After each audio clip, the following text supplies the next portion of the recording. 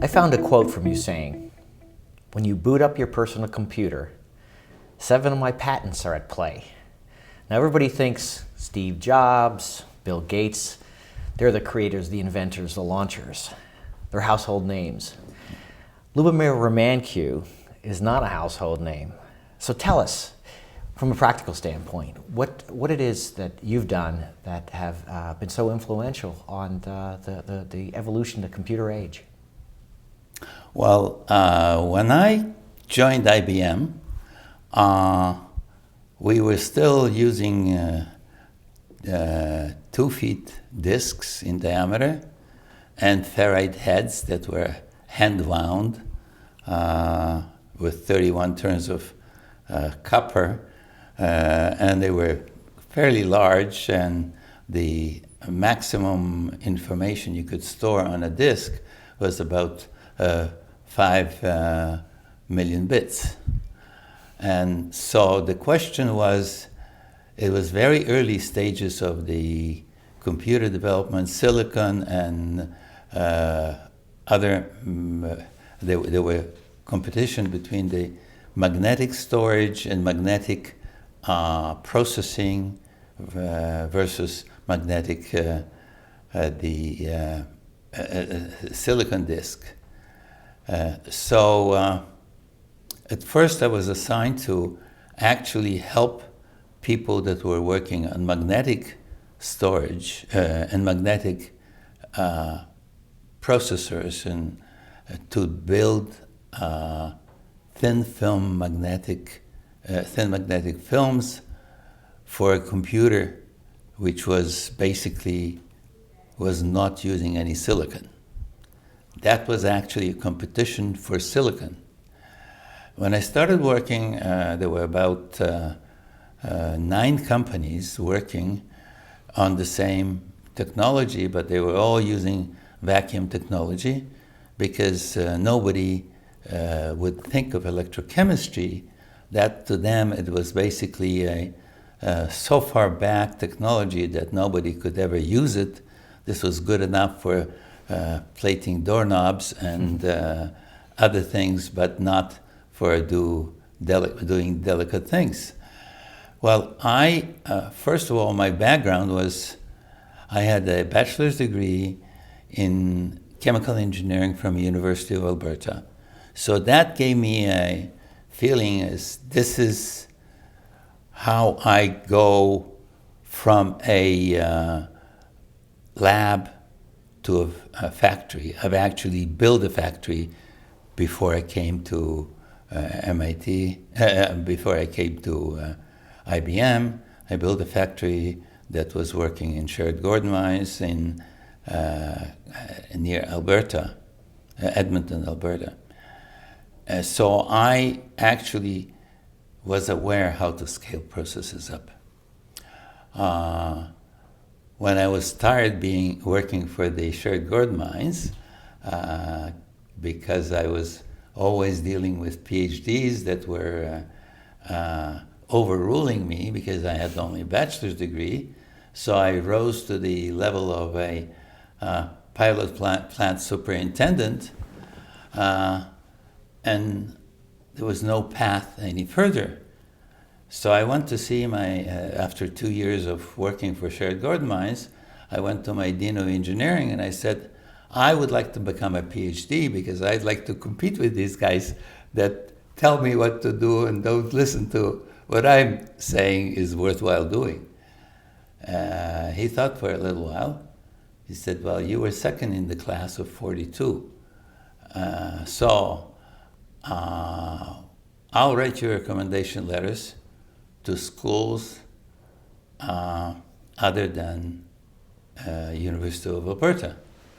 Of course, I couldn't afford to go anywhere else because I barely I just came to United States 4 years ago prior to that, and I learned English language, assigned into University of Alberta, and successfully finished it because my knowledge of math, physics, and technology was much better than most of the students, and I had to mostly learn English. and history and things of this nature. So he said, "You've learned everything that we could have taught you here in the University of Alberta. So I'll recommend you to several other schools." And so he recommended me to MIT, Caltech, Purdue, and Columbia. And a few months later, I got a response that I was accepted everywhere. So I then, because while working for Shared Gold Mines, I had this idea that they were recovering nickel, copper, and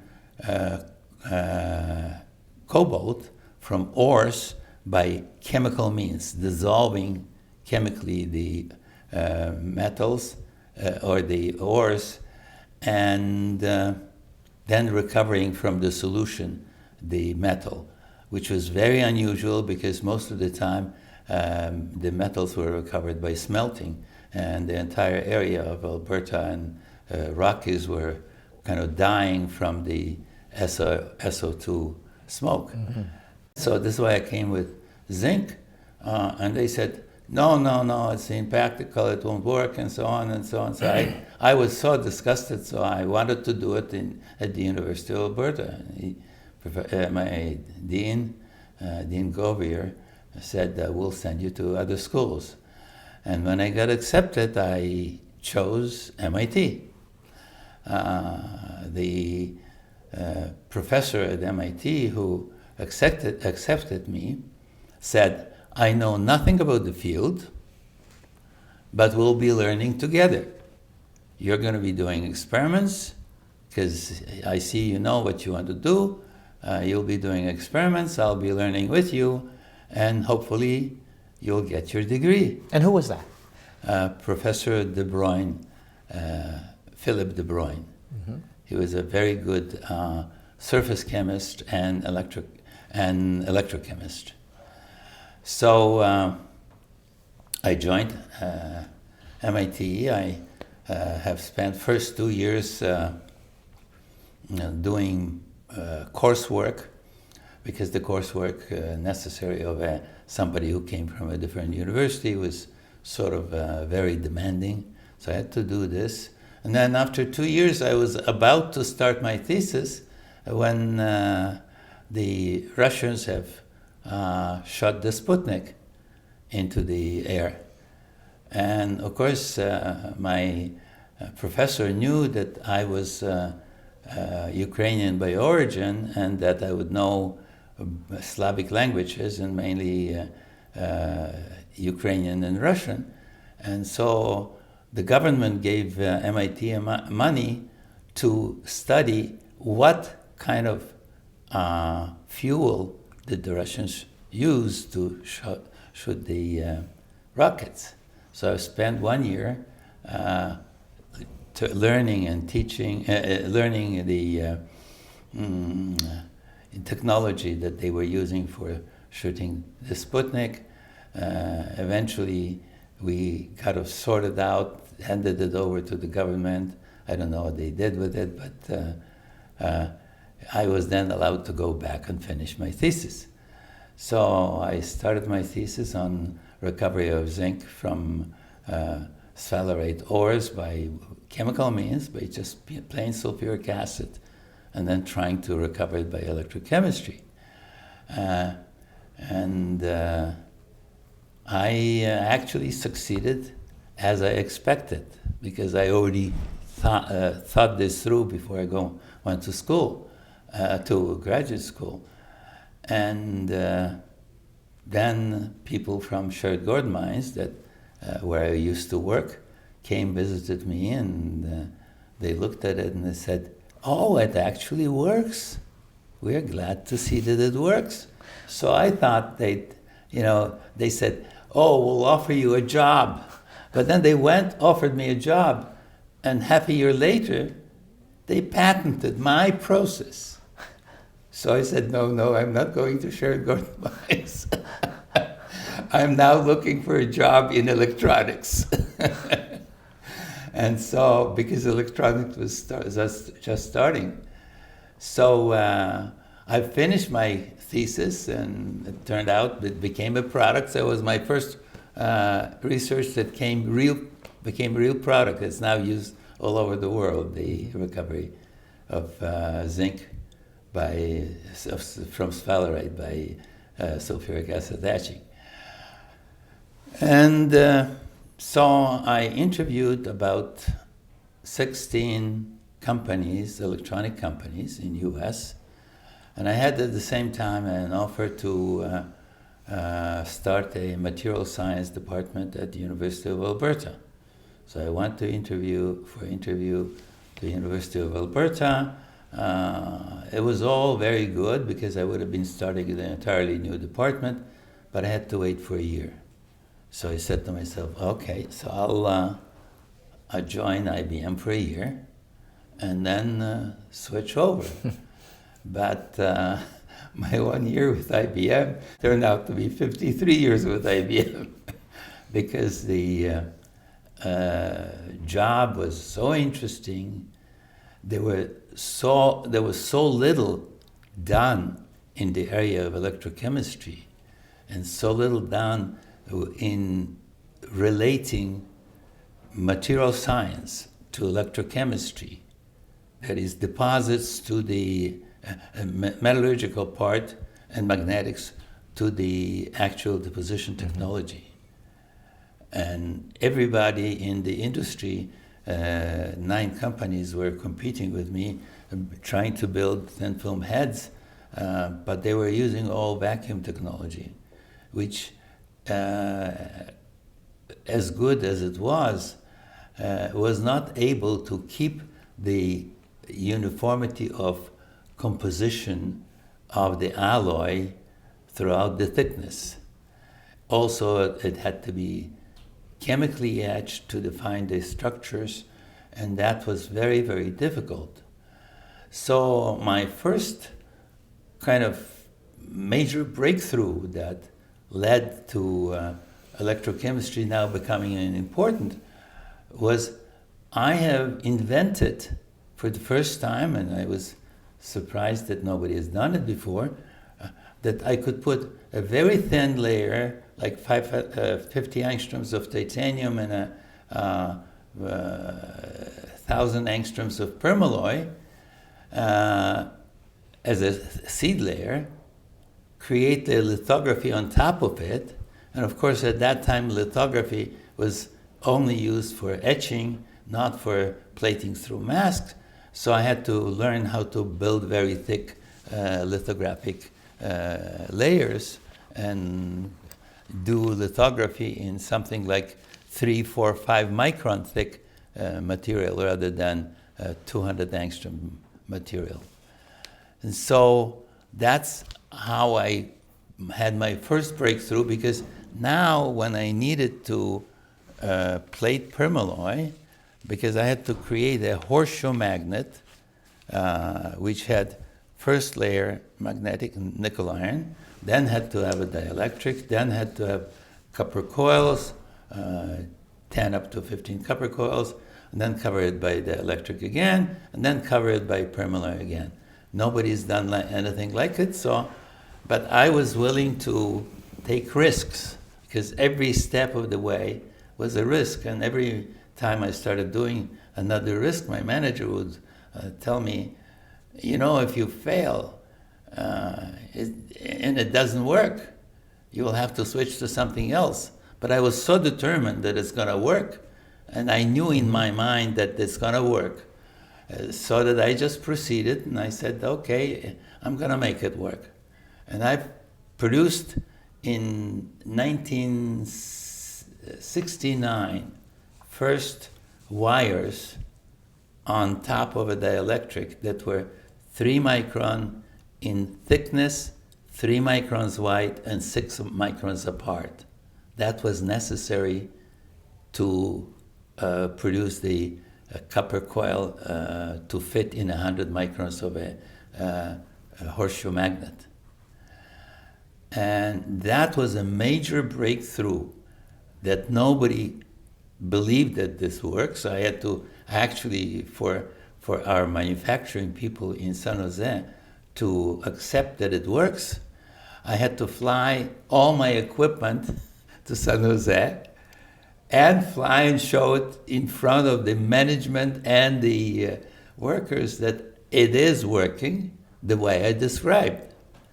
So for 3 days I was working, I set up everything, and when I demonstrated that these creating such highly demanding copper wires with vertical walls, 3 by 3 microns, that it's working. And so for our viewers, Yeah. You said it was a major breakthrough. So can you explain, so what now is advancing? What's this now enabling? Well, it's now enabling to build many devices that require very high aspect ratio structures using lithography, plating through mask lithography rather than etching.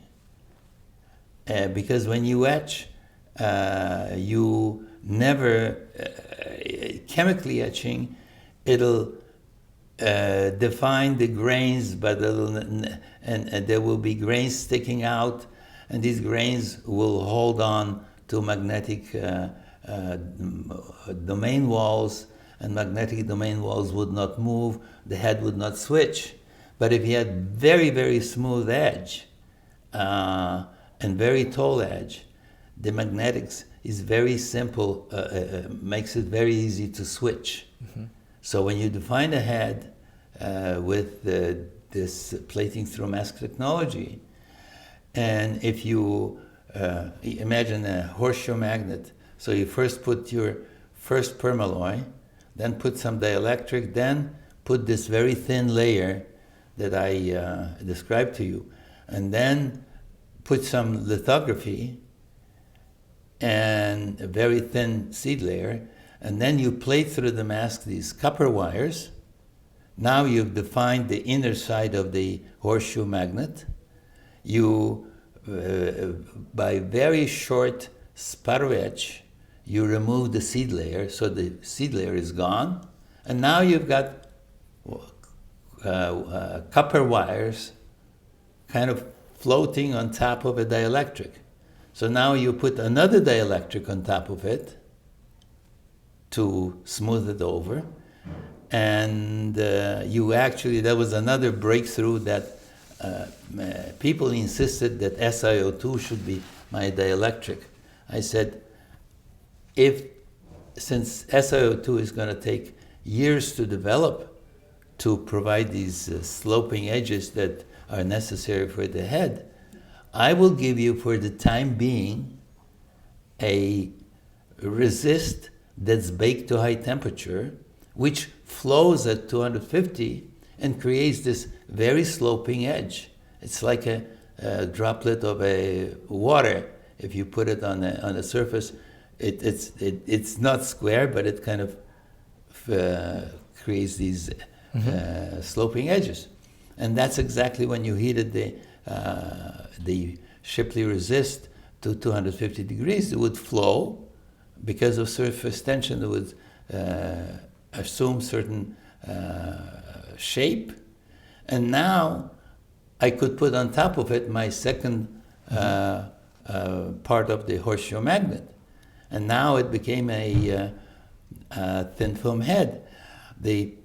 So the breakthroughs were plating through seed onto a very thin seed layer, creating very thick photoresist, plating this photoresist with very high aspect ratio structures, then covering with a new dielectric that would flow again, and then plating on top of it permalloy, again plating through the mask so that you would not have the rugged edges. Mm-hmm. And that made the actual head work.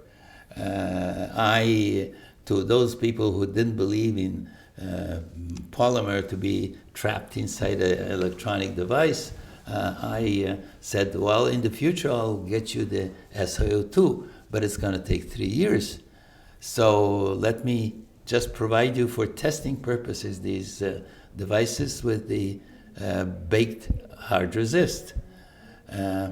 So they started testing them, and the temporary experience that I said is to this day permanent, because nobody actually worked out properly the SiO2 etching with these sloping edges that were necessary.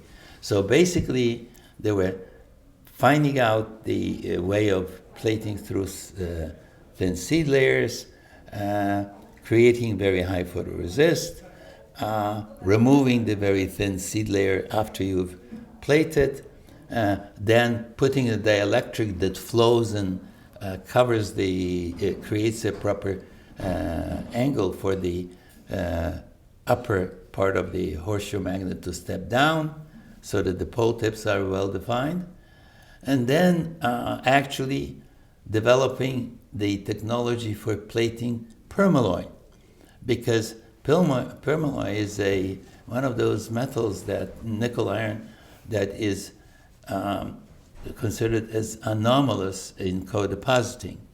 So you have very little iron, but you deposit in the solution, but you deposit tremendous amount of iron out of nickel-containing solution. So I had to study, first of all, why does it happen, and then get a full control of it. I developed the control.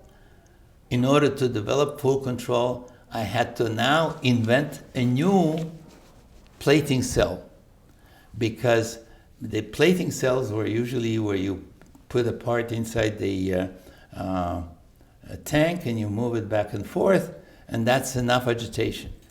For plating permalloy, it was just impossible to get good composition, good uniformity. So I've invented a plating cell which basically has a small paddle flying at about 1 or 2 millimeters away from the surface, back and forth at about 15 centimeters per second, and agitates very uniformly, provides an extremely uniform diffusion layer over the entire part.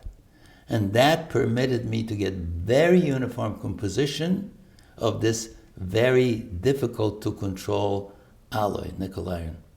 And now, with having accomplished all of that, I mean, tell us how that now is impacting and improving the personal computer. What's happening? Okay, what it made possible is that we were able to IBM was able to first step down from 2.5-inch disk and get very high density of recording to 10-inch disk. Then they stepped it down to 5-inch disk. And this was when we were already at 5-inch disk. It made possible to do desktop and laptops.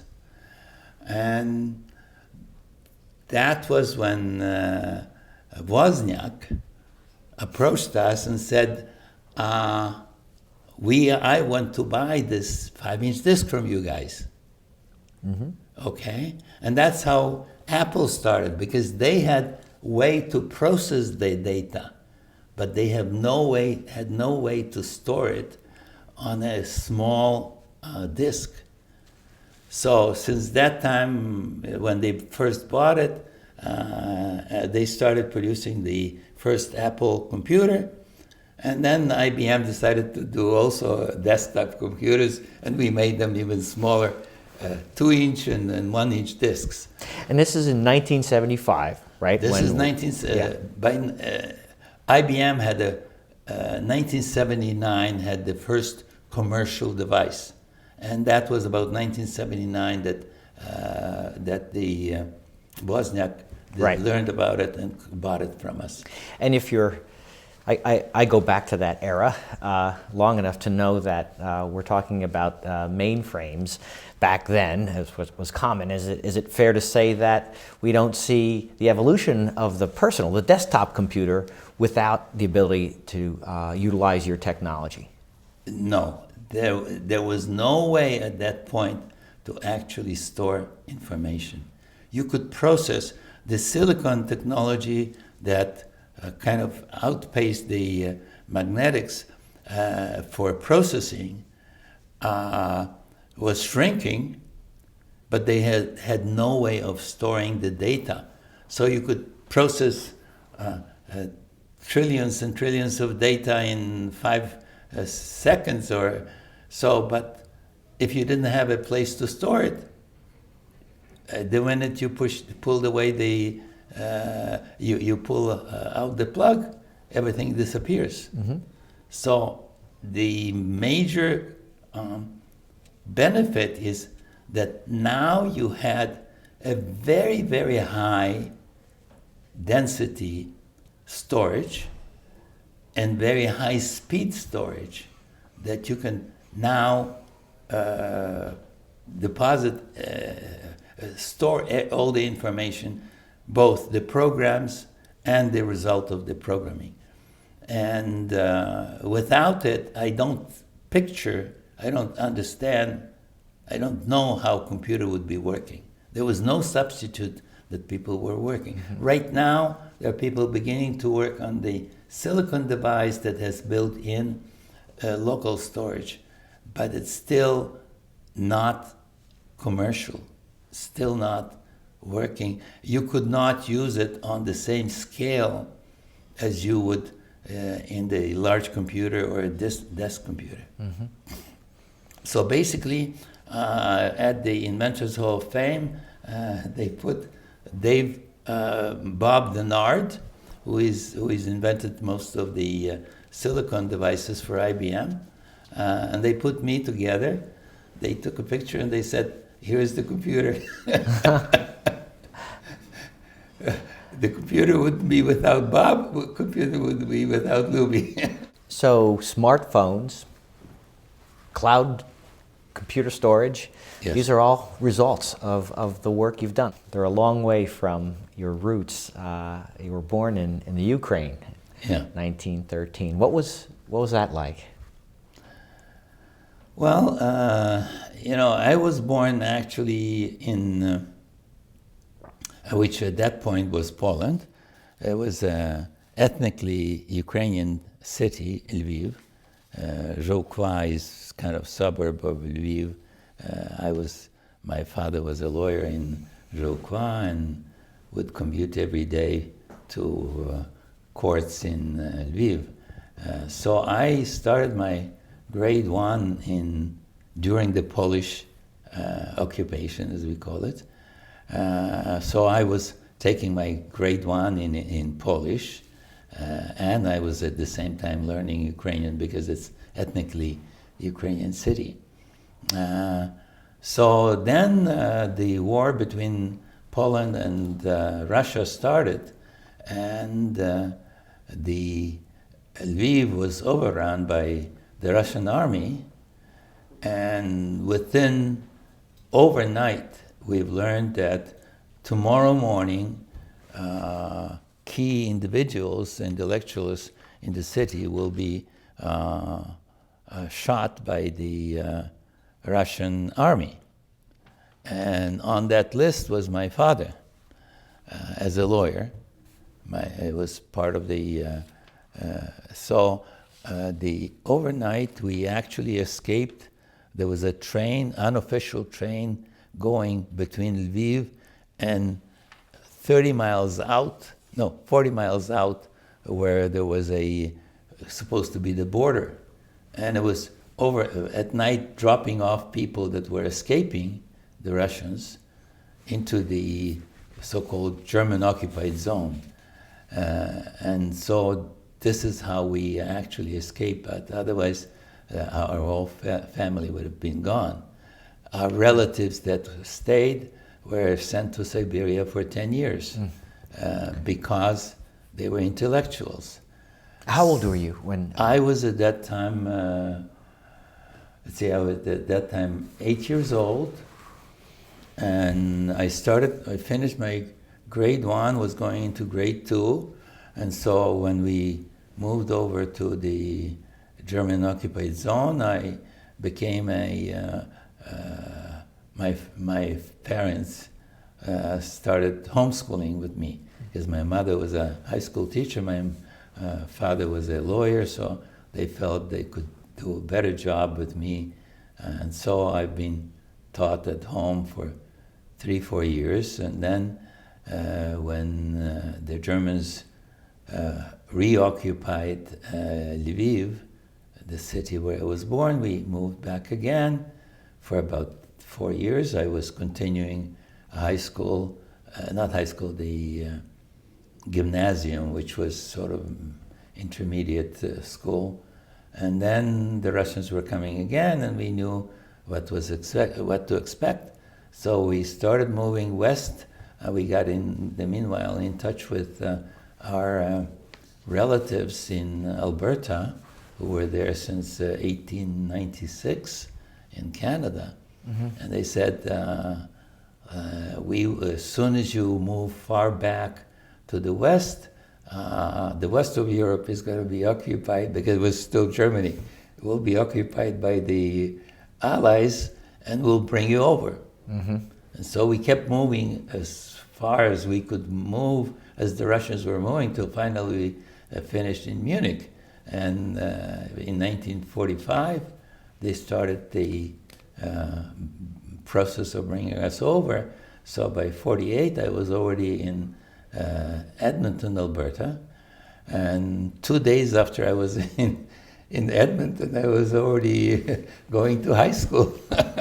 My parents insisted that education is most important. Of course, the question is, I was in high school, my father was a lawyer. I have learned the hard lesson that engineers had always worked, but the lawyers and scientists didn't. No, the lawyers and teachers didn't, because they had limited possibilities. So I decided to, first, before I went to university, I had to work for about 2 years, and I was digging ditches because they were building new refineries. They discovered oil in Alberta, and they were building refineries. There was no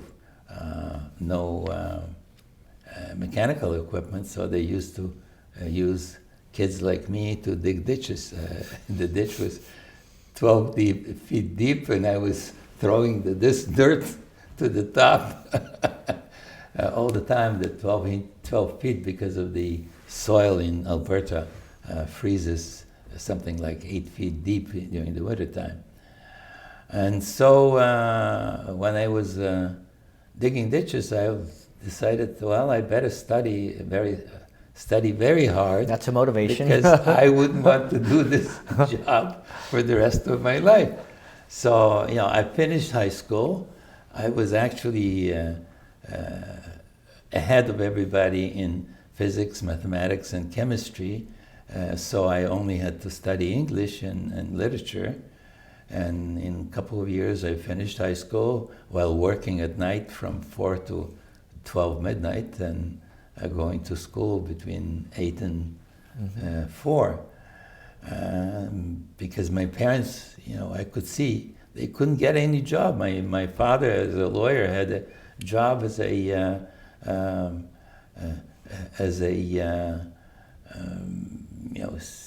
floor sweeper in hospital. That's the best job he could get. My mother got a job in a restaurant to cook, and so I had to actually almost support the family because they weren't making enough money. Were you concerned about your family? Now you got into you got the chemical engineering degree, and you had which could launch some career and in the mining industry. It was prevalent where you were, right, but now you were continuing your education. You had a great influence at ALBERTA that was helping, right, to direct your career. What was going on in your life? Was it a difficult pull to? It was a very, very difficult decision. My father, by that time, has opened up a small candy store, and he kind of could barely survive with the candy store and bookstore. So they were on their own, but even being in the graduate school, out of my graduate support that I was getting at MIT, I was sending them money to live, to pull through. But that was, difficult time. It has made me learn that the life is hard, and one has to work very hard to deserve better. Mm-hmm. Well, resilience comes from your life experience, certainly. So, at that time, I also, while in Germany, the Scout movement got revived. Every nation that was there, and I was in the DP camp. I was in the DP camp where there were mostly Ukrainians, so there were Ukrainian scouts were revived, and I joined scouts at the time. And when I was going to Canada, as soon as I arrived in Canada, I found several kids of Ukrainian origin, and I organized them into a scout troop, and I was leading on my Saturdays, which were my days off, or Sundays, I'd lead, working with the scouts. And so it was my relaxation, my only free time. Mm-hmm.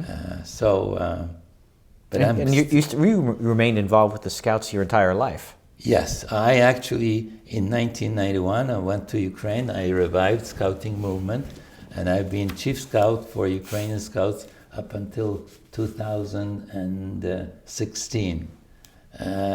Now I've handed it over to other people because I find it more difficult to travel back and forth. I used to travel between 91 and 2015 every year for once or twice, and actually helping to lead the camps and helping them learn what democracy is. Because the youth over there, coming from the Russian or the communist movement, they didn't understand what democracy is. They couldn't understand that you can vote, elect your own troop leader, and troop leader now leads you, and so on. They had to learn all this. Now I'm happy to see that there are about 50,000 former scouts in Ukraine, and some of them are going into politics and understand what democracy is. Wow. I want to get at it, just a couple of things so we don't miss them. One is the IBM experience, and you've told us quite a bit about that already. And so just want to come back to, so first of all, what was again the driving force that got you there? And then secondly, so now you're going to IBM, arguably the greatest think tank in the world, T.J. Watson Right. Research Center. And you're introducing some pretty new ideas in electrochemistry. Right. And there had to be, again, apply some resilience and conviction, which you obviously have shared with us. What was that like? What was that whole experience, getting there and then beginning to, you mentioned San Jose, just for our viewers. San Jose is where they were working on the storage aspects. On the storage, yes. And so there wasn't just, IBM, T.J. Watson, it was the group in San Jose. You had to do a lot of convincing, a lot of... Yes. So what was that whole experience like? A little bit more. It was very interesting because, you see, everybody was studying something new, and in T.J. Watson. So I was studying something, yes, which was new to them. It was new to me too. But when I was convinced that it's working, I had at first hard time convincing by just telling them that it works or that it will work. But once I made it work, and they looked at it and they said, it works, it was the sale. That was it. So there was no, I will try to convince you and you will do this and that because. So this is why throughout my life as a scientist at IBM, I had a choice to either go into management or go into science. They have two paths. And If I would have gone into management by now, I would have been probably at the headquarters, or I would have left IBM and started a new company or something like this. But I preferred the science. I preferred to work with my own hands to convince myself that it's going to work. So, for instance, when my technicians were working and they were telling me something is not working, I said, okay, show me what's not working. They'd show me what's not working. I'd say, okay, if I make it work overnight or by tomorrow or the day after, will you believe me that it works? They say, okay, if you show me, I'll believe you. So therefore, every step of the process that I was developing in technology, I knew I did it myself and I knew it would work. And when I was telling somebody, yes, it's working, they would believe me because they know I've done it with my own hands. And if I've done it, I would tell them, if I can do it, you can do it as well. Mm-hmm. Okay? Well, you know, I've been with the society and I've known you for years, and I can't tell you how many people have told me something similar about you. It wasn't just your technicians. That your work with many different people at IBM, the same kind of thing. Your insights, you're willing to jump in and provide your knowledge and work on the bench. Right. Has been a sort of a trademark of your career at IBM. My view is that little children have toys and they put them apart, take them apart, put them together, and make them work. Little older children like me have their toys. They're a little bit more expensive, maybe $1 million worth or so, but they also play and make them work or make them not work. So, it's fun. And you're still playing, I hear, even after 53 years at IBM. Yes, I'm still trying to do things that I think can be done, and people say, no, it cannot be done. So, I do my job to demonstrate, yes, it will work. 53 years at IBM, and we looked it up, you're 52 years, your affiliation with the Electrochemical Society. Can you talk about how that influenced your career, you as a person? What was your experience with this organization?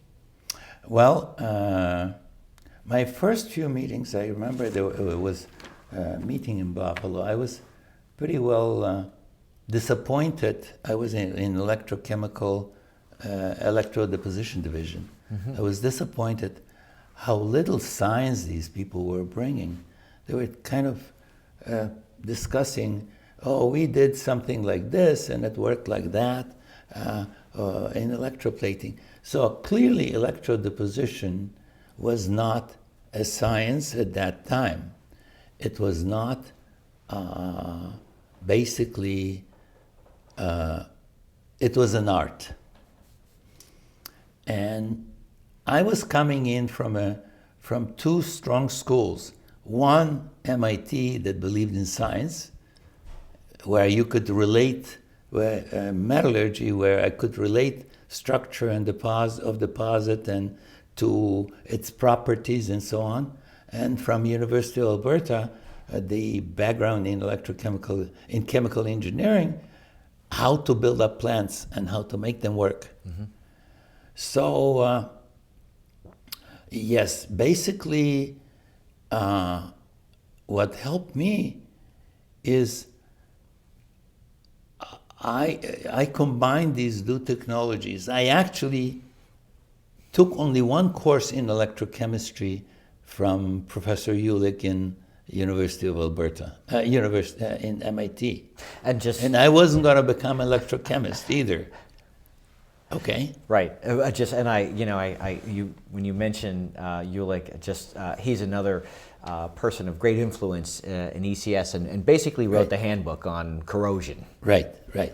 He was a great professor, absolutely.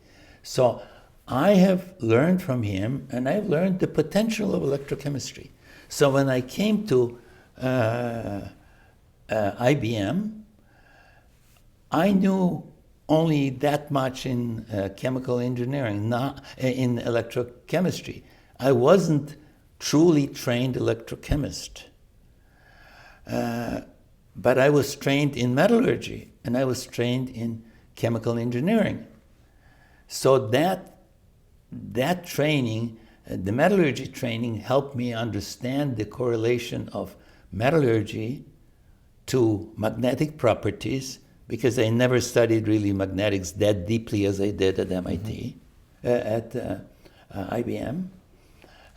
So I spent about a year studying magnetics, but magnetics produced by electroplating. So I could now create a correlation, and I could demonstrate that if I have structure of the deposit identically the same as it is from evaporation, and I compared it to electroplating, I'd have the same properties. Mm-hmm. So now I saw this correlation. So the question is, by evaporation, you could only deposit very thin films, because the films would be heating up and the grain would grow with thickness. As the grain grows, the property changes. But I could maintain the same property of a 3 or 4 or 5 micron film by electroplating as we would get by in a 1,000 angstrom film by evaporation. So I have learned that by electroplating, I actually could do better, because I could control the properties much better. And so that gave me an incentive. Oh, so I really should study electrochemistry more. I did not resort to studying the fundamentals of electrochemistry, which I could have, and I had all the opportunities IBM was giving me. I only studied enough fundamentals that was necessary to produce a device.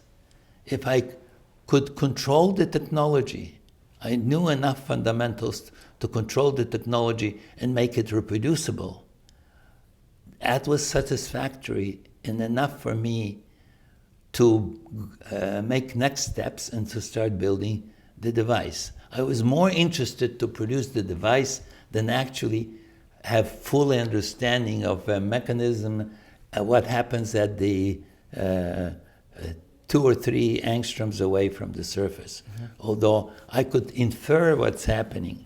And for instance, permalloy plating, last time I ran a symposium on it, and we had a discussion.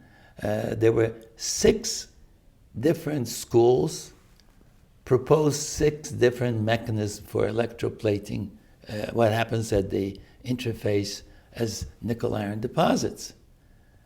And so I said, terrific, we now have 6 mechanisms, but let's try and pick which one you think is the best, and show me that using your approach or your mechanism, you can accomplish the same thing that I can with only having overall picture of it, but I'm controlling every property, not knowing everything.